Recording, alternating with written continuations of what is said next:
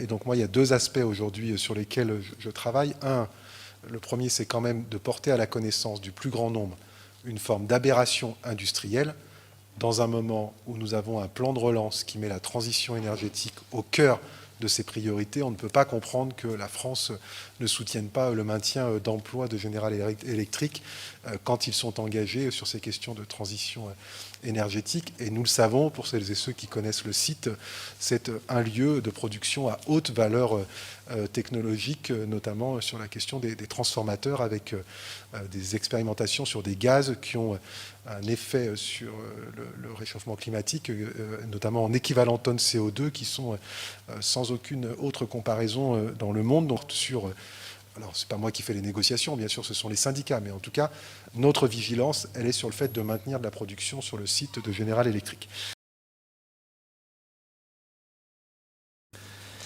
Nous arrivons à la fin de l'ordre du jour concernant les rapports. Nous avons un vœu à ce conseil municipal qui va être présenté. Mesdames, Messieurs, chers collègues, je suis très heureux et fier de co-présenter ce vœu, donc effectivement avec Cyril Hollande-Grunberg, vœu pour soutenir les salariés de General Electric Grid Solutions de Villeurbanne. Avant de commencer, sachez que le groupe Villeurbanne Insoumise Ensemble sera aux côtés des salariés en lutte dans les prochaines semaines. Je vais procéder donc à la première partie de la rédaction, enfin de la lecture du vœu, et Cyril le terminera. 5 ans après avoir racheté les activités énergie d'Alstom, General Electric poursuit méthodiquement la destruction de l'activité. Cette restructuration vise particulièrement les branches hydro, turbines et alternateurs pour les barrages hydroélectriques, et grid, équipements pour les réseaux électriques de General Electric en France. La promesse de créer dans les 3 ans 1000 emplois en France est aux oubliettes. Au mépris de ses engagements, après la saignée annoncée il y a 1 an sur le site de Belfort, c'est aujourd'hui au tour de la région lyonnaise d'être la plus touchée, après l'annonce du plan menaçant près de 620 postes en France, soit plus de 30% des effectifs, en particulier sur les sites GE Grid Solutions de Villeurbanne et Saint-Priest. Invoquant des difficultés financières et la nécessité d'un retour à l'équilibre d'ici 2022, la direction de General Electric a annoncé la mise en place d'un PSE, plan de sauvegarde de l'emploi, sur le site de sa filiale de Grid Solutions Villeurbanne, menaçant ainsi directement 285 emplois sur les 455 que compte le site, soit plus de la moitié des effectifs. À travers ce vaste plan de restructuration, General Electric s'apprête à délocaliser tout ou partie de la production et l'ingénierie de disjoncteurs de haute tension actuellement produits et conçus sur son site de Villeurbanne, en Italie, en Inde et en Chine. General Electric braderait ainsi pas moins de 112 ans d'un savoir-faire industriel patiemment construit au fil des décennies sur Villeurbanne. Rappelons que l'usine villeurbanaise est la branche énergie renouvelable de GE.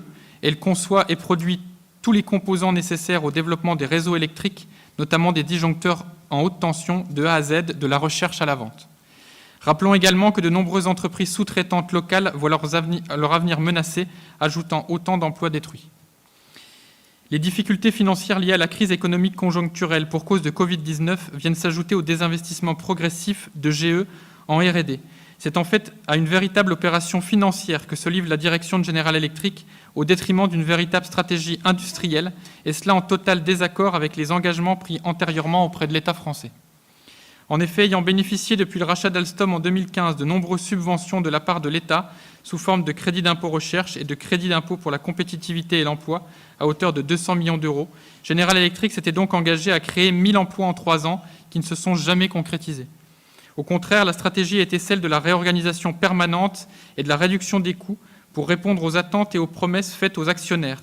Autrement dit, l'argent public français a financé la recherche et développement pendant que General Electric déposait des brevets en Suisse et aux États-Unis. Je vais donc soumettre ce vœu aux voix de notre conseil municipal. Y a-t-il des groupes qui s'abstiennent ou des personnes qui s'abstiennent, pardon ? Y a-t-il des votes contre ? Y a-t-il des votes pour ?